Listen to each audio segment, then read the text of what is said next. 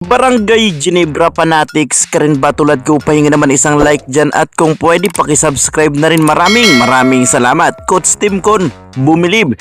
Coach Yengyaw mga boss, tama ang kanyang hula, susuportahan niya ang Barangay Ginebra. Ganun na rin itong import ng Rain or Shine Elasto Painters na si Jalen Johnson.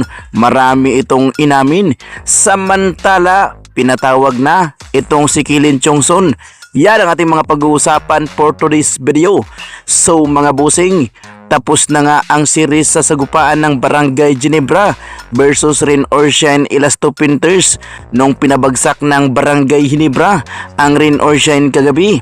Kaya wala ng Game 7 na magaganap dahil tinapos na nga at pinapaburakay na nga ng Barangay Ginebra ang Rain or Shine. Well mga boss, mayroon ngang maklitis interview dito kay Coach Yengyaw. Humanga nga siya dito sa Barangay Ginebra. Puro papuri ang kanyang sinasabi. Believe at talagang deserve nga daw sa Barangay Ginebra na talagang papasok ito sa finals.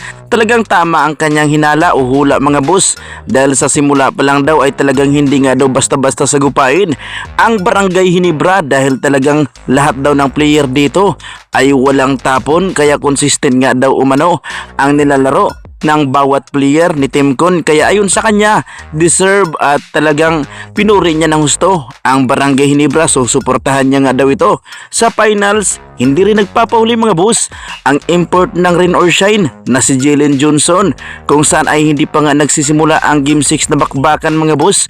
Pumunta nga ito sa Barangay Ginebra at humingi ito ng patawad. Ano man ang mangyayari ay tapos na nga daw umano siyang humingi ng tawad kay Raymond Aguilar at sa iba pa.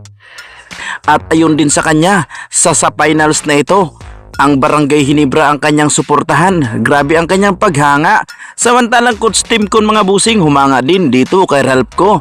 Hindi nga daw siya binigo, kaya deserve ni Ralpco na bibigyan ito ng disenteng playing time. Kagaya kagabi, mahaba ang nilalaro nitong si Ralpco mga boss. Si Kilin Chongson, may balita tayo na ito'y ipinatawag na ni Willie Marshall mga boss. Isususpended na nga ba kaya ito o kaya naman ibaban? Kaya tingnan na lang natin, baka ito yung magpipinalty lang. Hindi kasi basta-basta ang kanyang ginagawa.